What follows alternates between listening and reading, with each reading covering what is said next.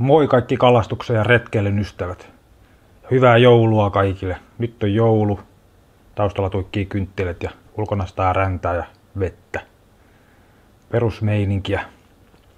Nyt mä ajattelin tehdä vähän erilaisen videon kuin normaalisti, eli nyt ei tule mitään tommoista kalastusrealityä tuntureilta, vaan nyt mä ajattelin tehdä joulukunneksi vähän jotain muuta. Mulla on tässä tietokone auki. Mä ajattelin näyttää vanhoja pätkiä vuosilta 2006-2010 ja mä keräsin tähän raakamatskua 2,5 tuntia pelkkiä tärppivideoita ja niistä mä leikkasin semmoisen 30-40 minuuttisen pätkän ja tässä videossa keskitytään kalapaikkoihin, tarkemmin sanottuja tunturijärvien ottipaikkoihin. Tässä ei ole tarkoitus olla että tämä olisi yksi totuus kalastamisesta, mutta toivottavasti tämä aiheuttaa jotain, tai toivottavasti herättää jotain ajatuksia aiheesta. Että kysymyksiä voi laitella sitten jonnekin tonne alle ja keskustella, oliko tämä nyt hyvä juttu vai ei vai niin poispäin. Mutta tämän videon pari tarkemmat teemat on siis ottipaikka, heittopituus, ehkä myös perho- ja uistimen liike, sen mikäli se on nähtävissä. Että mä tein nämä klipit jo 6 kuukautta sitten, mutta silloin se video tekeminen vähän kesken, niin nyt mä ajattelin tehdä sen loppuun. Ja en ihan tarkkaan muista mitä kaikkea mä oon tonne valinnut, mutta mä höpöttelen tästä lennosta jotain ja katsotaan mitä sieltä tulee vastaan. Eli isketään klipit pyörimään ja katsotaan mitä tapahtuu. Ja siitä lähti kamera käyntiin. Mä kalastelen tässä Pohjois-Norjassa. Tää paikka on tuosta Kaldavin erämaasta tuonne Koilliseen. Siellä on paljon tämmöisiä pieniä lampia, mitkä on täynnä kaloja. Yleensä vähän pieniä, mutta tässä kalastelen nollaluokan perhovalla ja pintaperholla.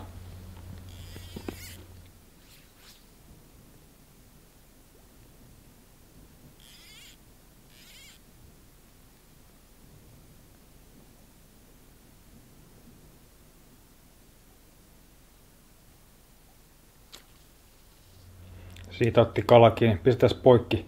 Tästä ei kunnolla näe, mutta tuossa ottipaikassa, mikä on tietysti muutaman metriä tuossa mun heittopaikasta, niin siinä on syvän ja matalan raja. Ja se on yleensä se paikka, mistä näistä on aika hyvin kaloja tullut. Tässä on sitten sama paikka. Kamera lähti taas käyntiin ja kalastelen tässä.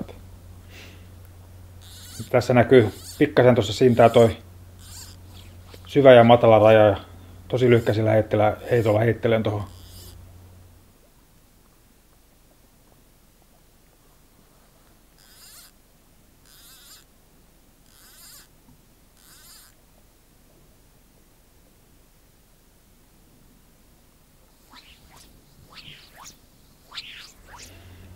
Tosiaan näissä lammissa on suurimmassa osassa on aika pieniä kaloja. Tässä kalapaikassa oli semmoisia 30-40 senttisiä jonnekin sinne väliin suurin osa kaloista, mutta välillä näistä saa ihan isojakin. Että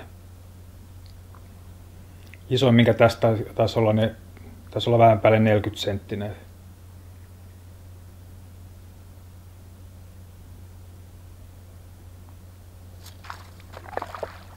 Sieltä nappas. Pieni kala näytti tuokin olevan. Että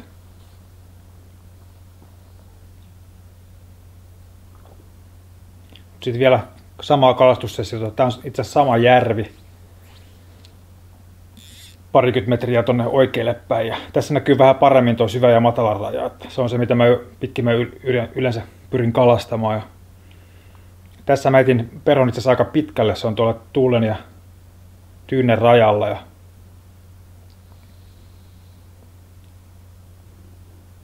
mä en yleensä hirveästi jaksa odotella sitä, kellutella sitä perhoa, että mä rupean yleensä viistettämään tai vähän antamaan liikettä sille. Nyt mä näköjään annan sille liikettä sille perholle, että mä kelaan sitä vähän lähemmäksi tuohon.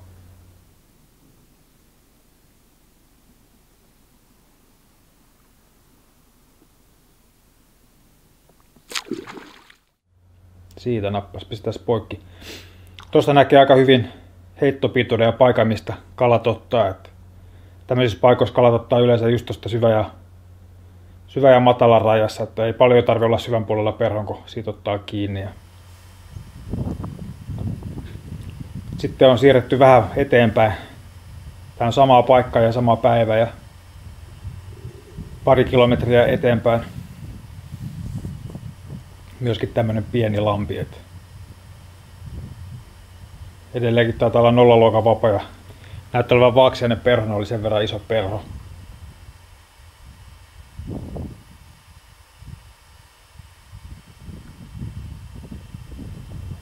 Tästä kalapaikasta ei näe, mutta tuossa 30 metriä tuolla vasemmalla, niin siihen laskee puroja. Nämä purojen läheisyydet on yleensä aika hyviä kalapaikkoja. Tällä järvellä se puron suu ei ollut se paras, vaan se oli tämä paikka tässä näin.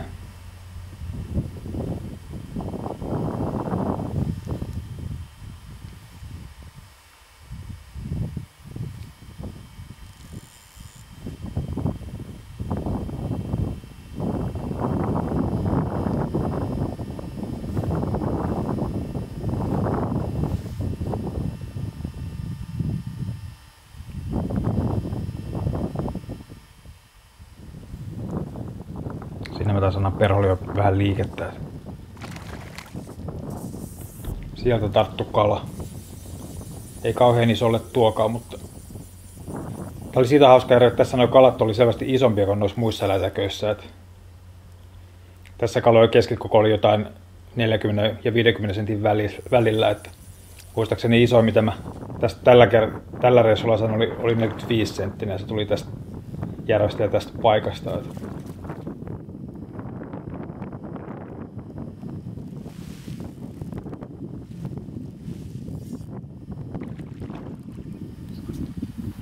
Jee, sit mä vaihdan taas kameran paikkaa. Sama kalastussessio tossa ja sama paikka. Tuossa näkee aika hyvin tuota pohjan muotoa, että tuossa on tommonen iso kivi näköjään tuossa mun edessä ja sen takaa näkyy heti, että tulee tommonen syvä paikka.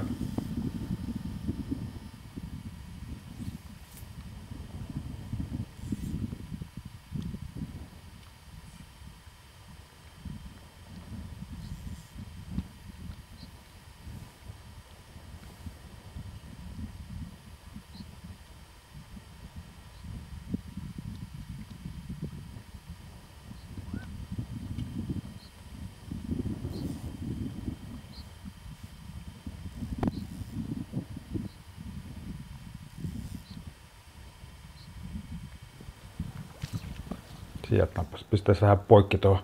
Tuosta näkee heittopituuden, eli ei kovin pitkiä heittoja ole.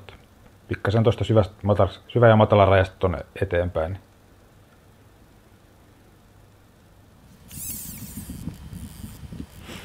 Mulla on tosiaan ennen mä teen näitä videoita silleen, että mä kalastin aina samasta paikasta muutaman kalan ja kokosin niistä sitten yhden kalastuskohtauksen. Sanotaan kohtauksen.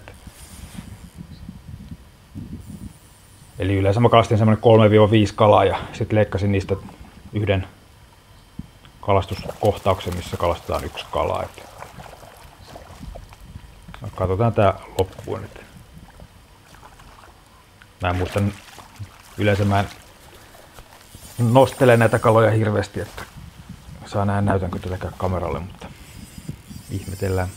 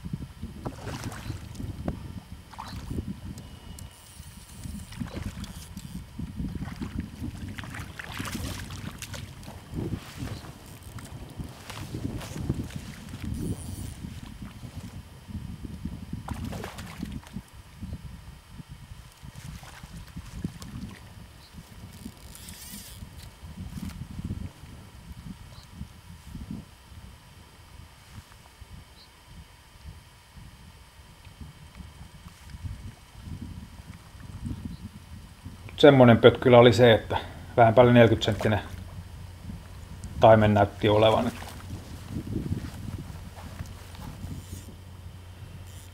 Sitten taas samalla, tai edelleenkin samassa paikassa ja vaihdan taas kameran paikkaa ja kalastus jatkuu.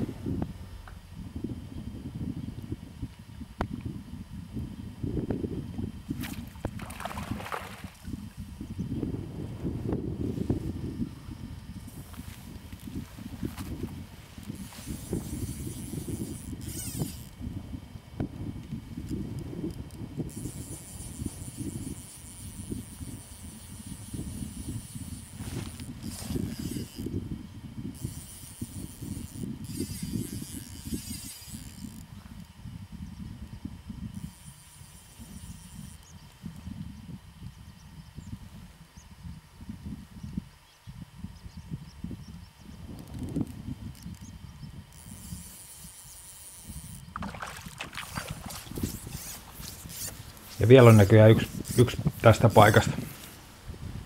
Jos mä oikein muistan, niin tässä mulla oli jotain järkevää sanottavaakin. Silleen ripsissä järkevää.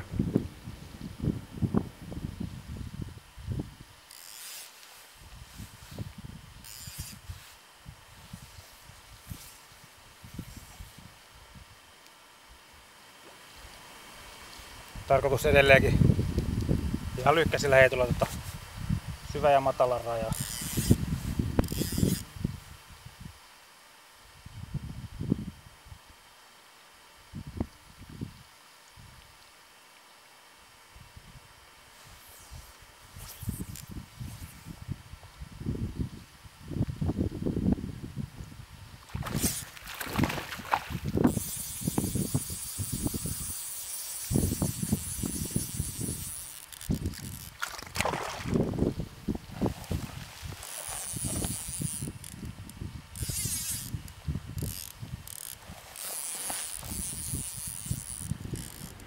Jees, eiköhän tää tullut selväksi, tää touhu.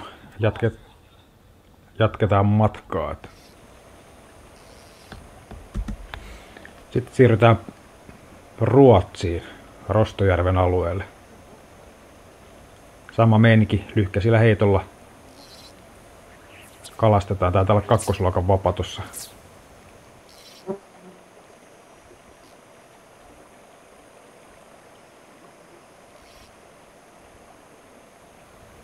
Tossa ei näy syvä ja matala rajaa, mutta siinä oli tommonen pieni kuoppa tuossa järven kohdassa, missä oli rautoja pyöriskeli, niin niitä rautoja tässä yritellään kalastella sitten.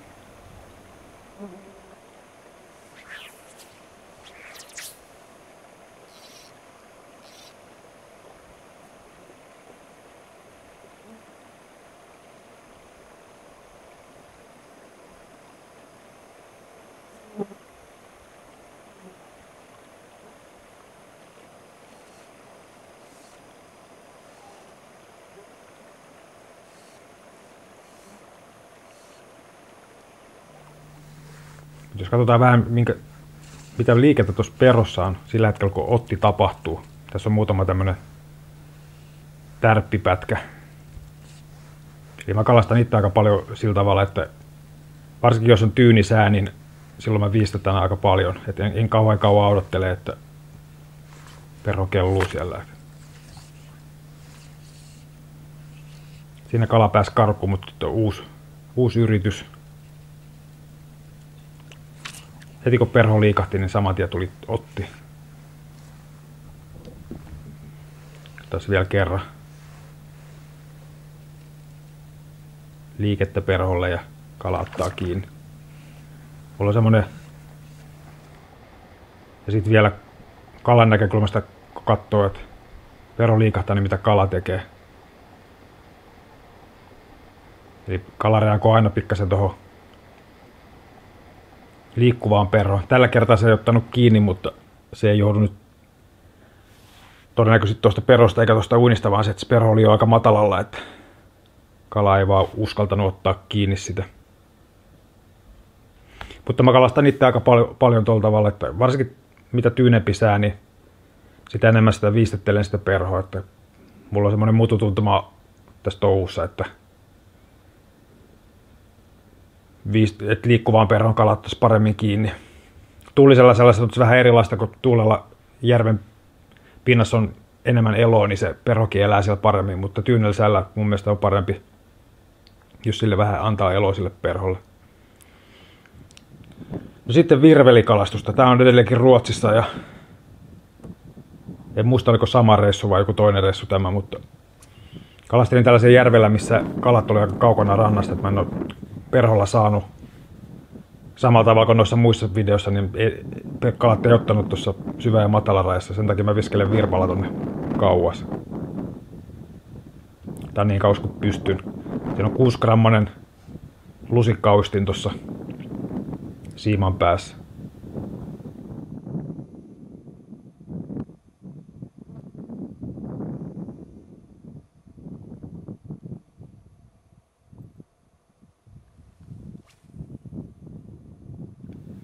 Olikohan tää se ottiheitto. Eli pitkälle lenti ja vähän aikaa upottelin uistinta ja sieltä otti rautu kiinni. Eli tämän pointti nyt oli enemmänkin se, että aina ei tule tuosta syvän ja matalan rajasta.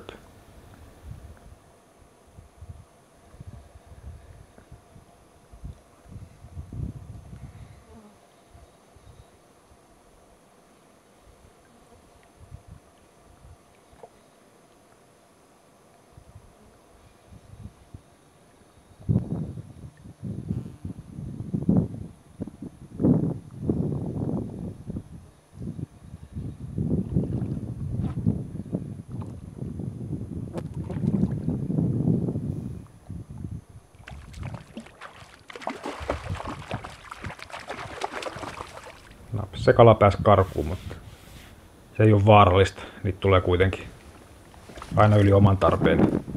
Parempi vaan, ettei tarvitse koskea joka kalaan.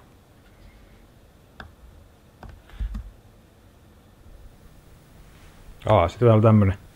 Ja tässä on periaatteessa sama meininki. 3. lokan perhovavalla kalastelee. Ja tässä on esimerkki sitä, että kuinka kauan 40-senttisen raudun väsytys kestää.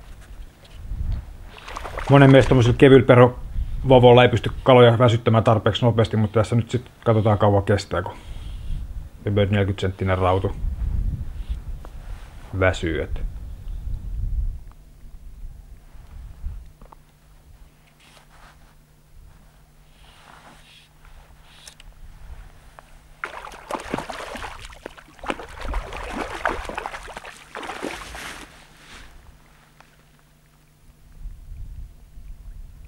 Tämä on tosiaan vähän vanhempaa pätkää, niin tässä on vähän huonompi kuvanlaatu, mutta ei anneta sen häiritä.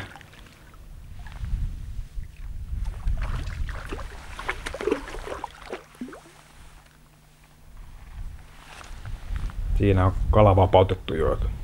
Minuutin kesti 3 vavalla raudun väsyttäminen. Tässä on sitten toinen esimerkki. Tässä oli muistaakseni yli 50-senttinen kala siiman päässä, jos oikein muistan.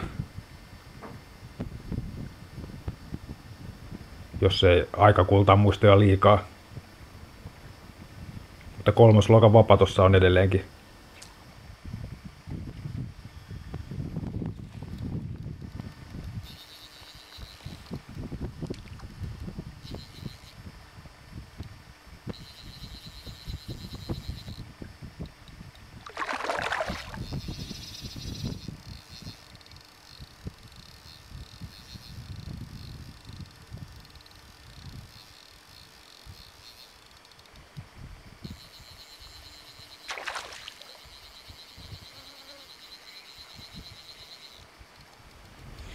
Äsken mä en mitenkään ihan älyttömästi edes anna painetta kalalle, että sutkot lepposasti tuossa väsytellään vielä. Että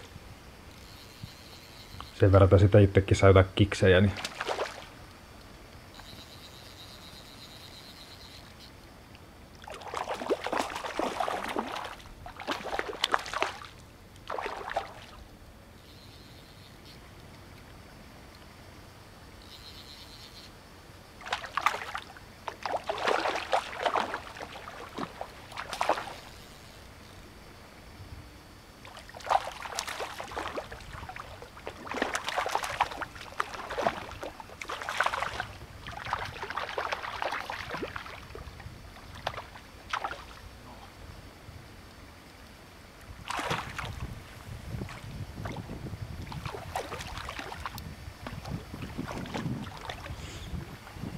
Siinä alkaa olla kala kypsää. Pikkasen kauemmin meni kuin tuossa äskeisessä, olisi ollut 1,5 minuuttia vähän päälle. Niin. Tässä sitten, ei nyt tähän videoon sinänsä liity, mutta pari parempaa rautua näillä metodeilla kalastettuna. Niin vaikka suurin osa kaloista on pieniä, niin joskus käy flaksikin. Että.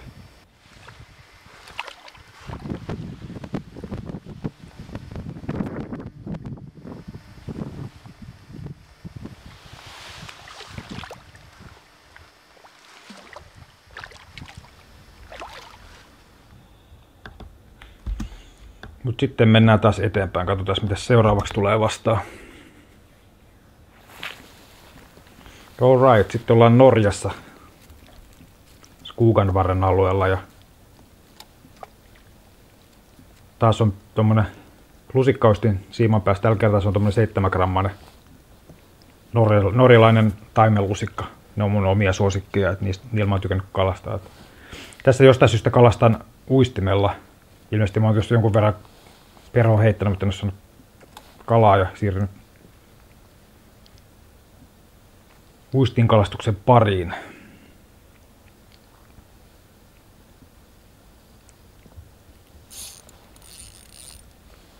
Eli tossakin kala ei itse asiassa ollut kauhean kaukana, että toi olisi ollut perholla saatavissa, mutta toi on sen verran ilmeisesti ilmetön paikka, että päätin, että on nopeampi kalastaa tommonen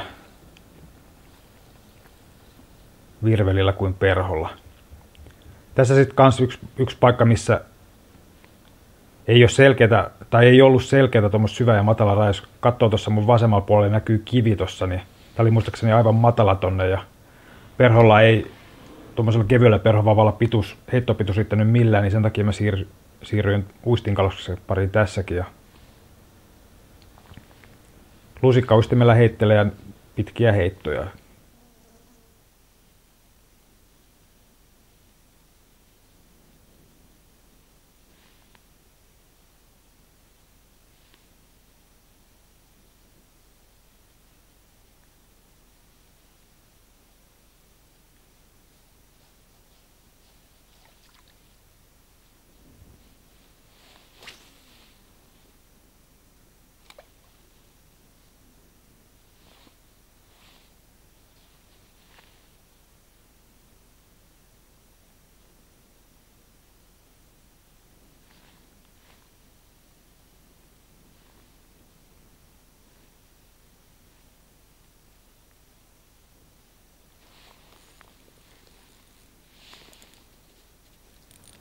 Tässäkään kala ei loppujen lopuksi ihan älyttömän kaukana ollut. Jonkun verran ehti kelalla uistinta sisään, mutta kuitenkin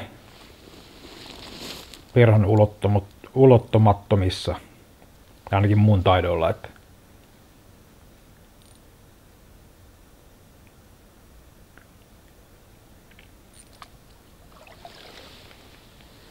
Tässä vielä tuo äskeinen kala. Se oli sen verran hyvän kokoinen harjus, että piti vilauttaa tuossa kamerallekin.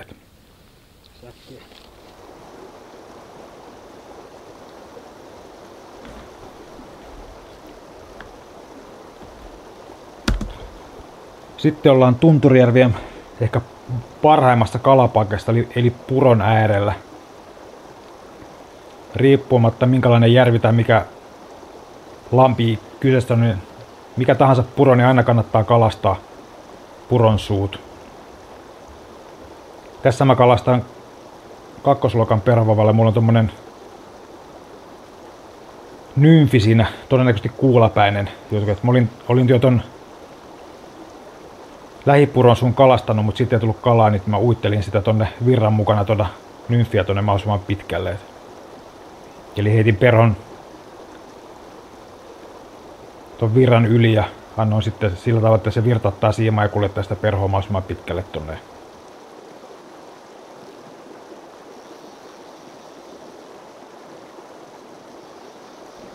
Tässä oli myös haukia tässä paikassa, niin sieltä tarttu perusharjus.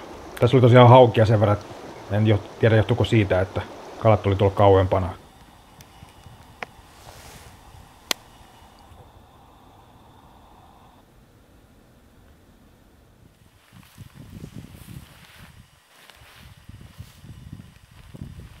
Sitten on samaa Samaa päivää edelleenkin. Tässä sama paikka, en ole varma onko sama päivä. Mä olin muistaakseni 2 päivää tässä pyöräskelin. Pintaperällä yritän harjusta kalastella.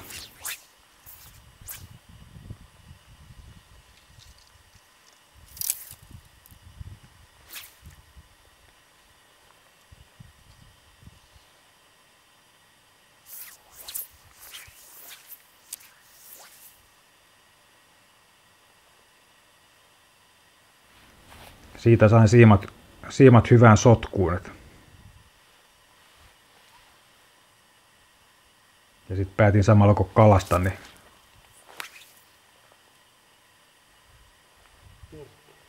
selvittää ton siimasotkun. Ja niinhän siinä käy.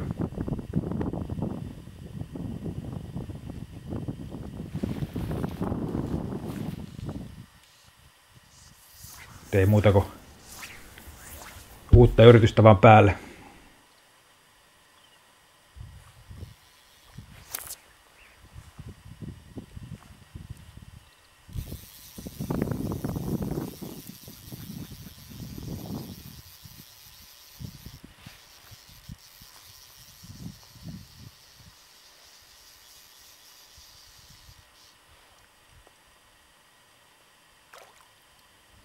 En tiedä oliko sama kala, mutta saipa jotain tärpilttyä ainakin.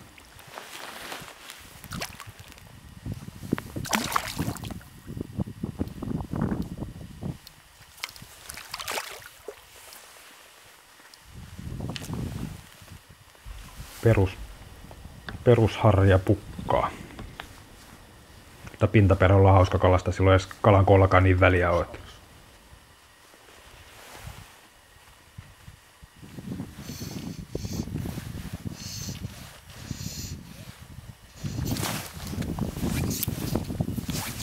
Tässä on vielä vähän, jos katsoo perhon liikettä tuossa siinä kohtaa, kun kala ottaa, niin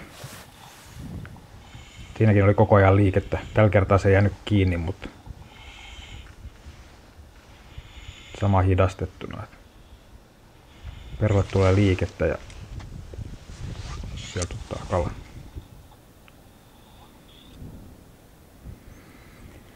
Sitten ollaan Norjassa Rautujärvellä. Tämä oli tämmönen todella karu ja kivinen lampi, jossa oli paljon rautuja.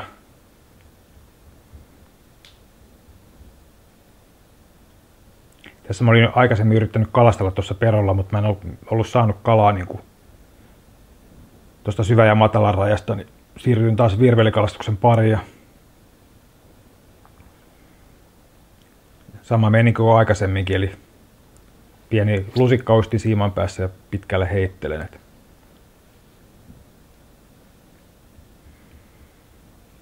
Tässä näkyy oikeastaan se uistinkalastajien perusvirhe, minkä minäkin joka kerta teen aina, että ainakaan uistin siiman päässä niin heittää mahdollisimman pitkälle ja täysiä.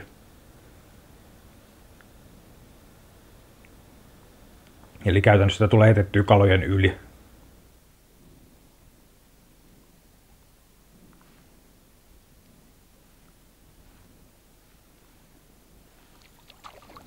Jos katsoo, siinä tarttu kala, niin pistetään poikki tuohon, niin tuo on se paikka, mistä kala otti kiinni.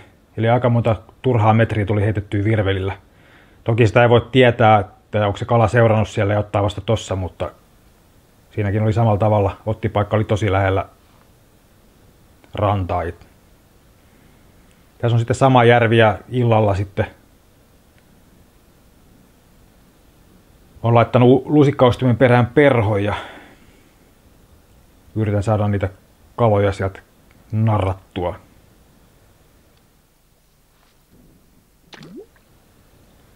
Tuossa mulla oli ilmeisesti kala jollakin tavalla seurasi, kun heitin tuommoisen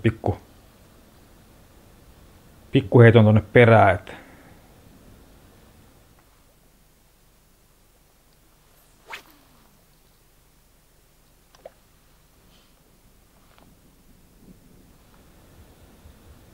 Tässäkin kalastellaan pitkillä heitolla, että ei niitä kaloja aina sit rannasta saa, vaikka tästä ehkä pelkästään sellaisen käsityksen helposti saa, että niin kuin mä aikaisemmin totesinkin, niin yhtä totuutta ei ole olemassa, että kalapaikat vaihtelee ja kalasää vaihtelee. Ja samaltakin järveltä tulee joskus kalat vähän eri paikoista.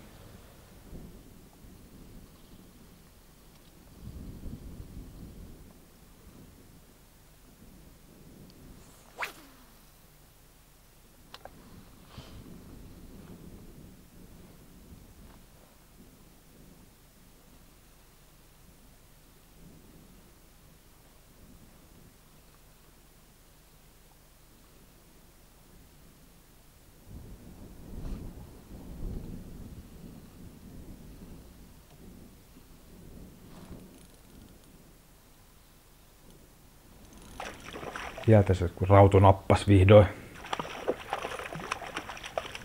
Joskus joutuu vähän yrittämäänkin.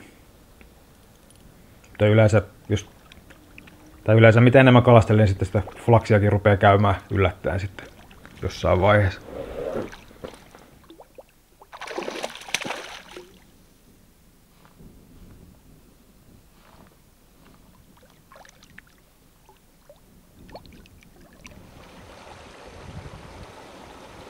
Sitten loppuun tämmönen mun suosikki kalastusrupeamia. Tässä on sen verran tarinaa, että tää on Vätsäristä Suomesta ja käveltiin tosta ohi tämmösen pienen lammeen ja näin semmosen ison taimenen lähtevän rannasta karkuun ja heitin äkkiä pari kertaa virveilillä perään ja ei tarttunut kiinni, mutta mä näin, että se taimen meni tuonne kiven taakse ja heitin siihen pari kertaa parilla eri uistimella sinne, yritin saada sen, mutta se ei tarttunut kiinni. Ja sitten ajattelin vaihtaa perhokalastukseen ja kalastelin eka pintaperholla ja nyt mä oon vaihtanut nymfin. Nymfin tonne siiman päähän, yritän saada sitä kalaa tuossa kiven vierestä ottamaan. Mä en näe sitä kalaa tuossa kunnolla, mutta se on näin sillä tavalla, että oikein kurkkini näki, että sen kalan pää näkyy sieltä varjosta, niin tiesin, että se kala siinä on. Nyt kun tässä ei ilmeisesti tapahdu mitä, niin mulla on perhonvaihto menossa, että menetin uskoni tuohon perhoon vähän kelalle, niin tarvii odotella niin paljon. Siellä on perho vaihdettu ja taas yritetään saada kalaa kiinni.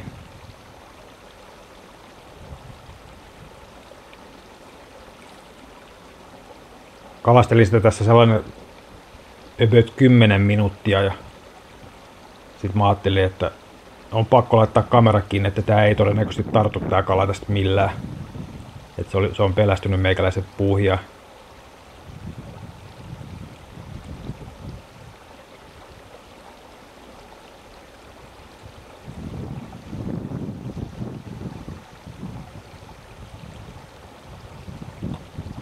Sitten mä ajattelin, että mä laitan kameran kiinni, että se tarttuu ja vaihdon orasi-streamerin vielä, että ajatellaan, että kokeillaan vähän isommalla perholla, ärsykeperholla ja sitten se kala ottikin. Ja nyt mä äsken, kala on jo kiinni ja laitoin kameran päälle.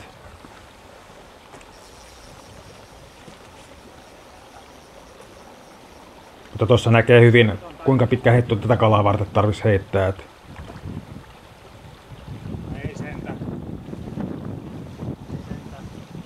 ei ole niin sanottuja jäätävän pitkiä heittoja nämä mun kalastusheitot.